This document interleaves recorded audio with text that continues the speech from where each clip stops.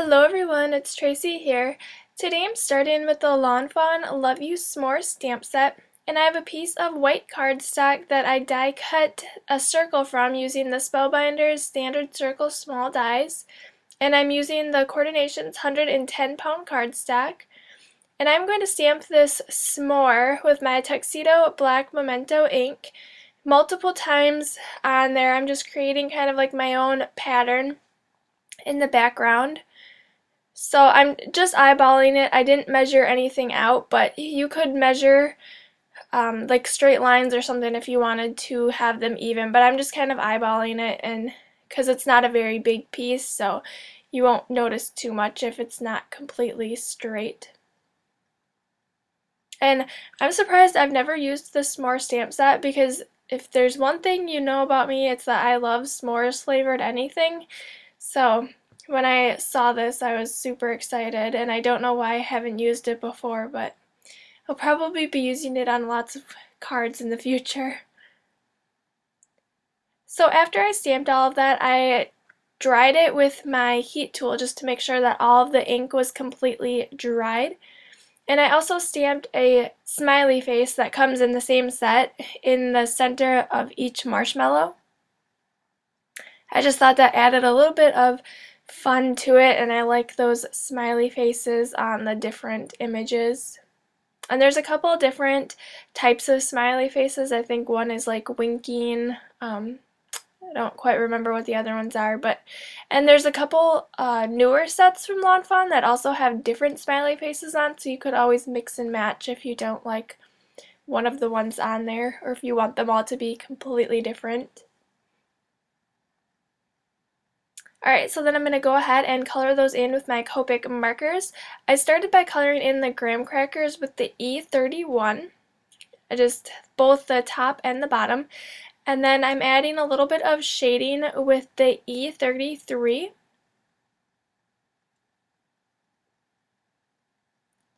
And I had a little helper jump up on the table and decide to join me.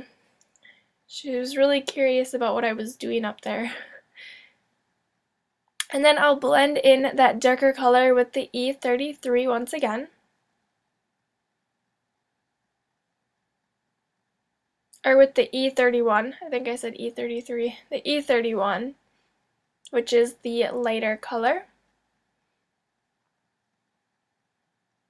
And then when I colored in the marshmallows, I wanted to have that golden brown color, so I started with the E13 and just colored in the edge, and then went in with the E15 for a little bit darker, and then I covered that with the Y04 just to have that little bit of golden color in there. And then I blended that out with the 0 marker, so it turned it a little bit lighter. And I did that for all of the marshmallows. I just showed one since it took me quite a while. And then I colored in the chocolate bar with the E39. So those look like some golden toasted marshmallows in the s'mores. So next I have my sentiment, and I'm stamping that with my Versamark ink on a piece of vellum that I die cut using the Spellbinder circle once again. And then I'm going to go ahead and cover that with the Gold Zing embossing powder. And then I heat embossed that so that the embossing powder was completely melted.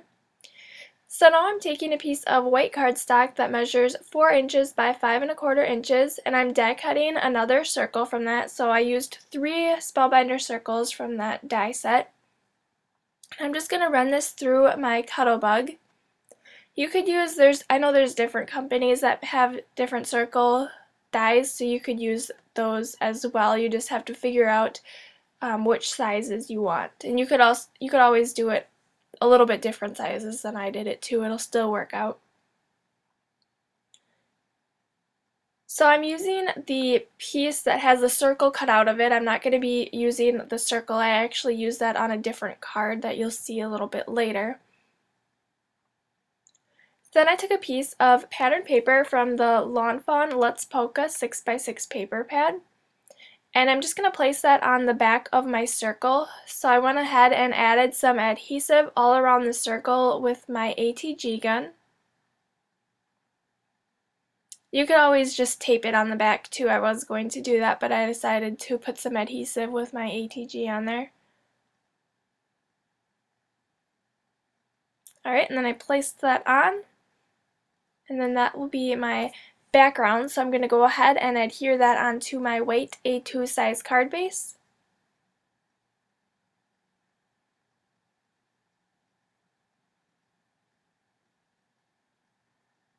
And then I'm going to adhere the s'more piece on top of that. So that s'more piece is a little bit smaller than the circle, so you'll be able to see a little bit of that pattern paper through there.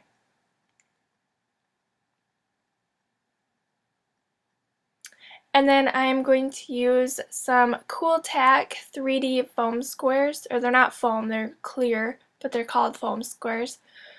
And to attach the vellum piece on there.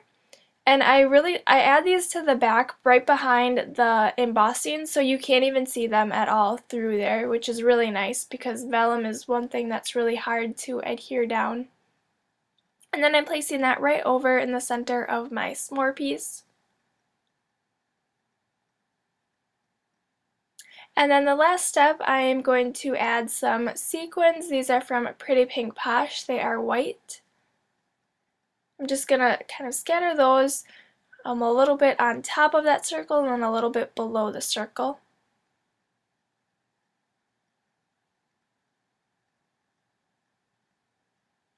So I have the larger ones and then I have the smaller 4mm ones.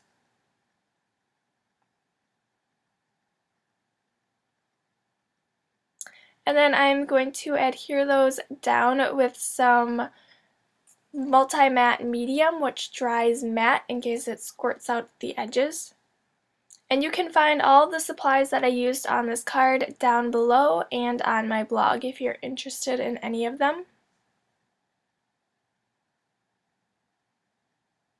And I just like to put a little dot of that on there, and then I push the sequin down, and you just want to make sure that it dries completely before you send it in the mail.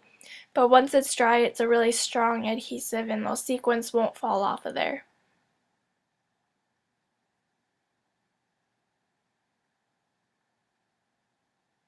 Alright, and then that is my finished card for today, so thank you so much for watching. Don't forget to give this video a thumbs up if you enjoyed it, and subscribe to my channel if you're not already, and I'll see you guys back here next time. Bye!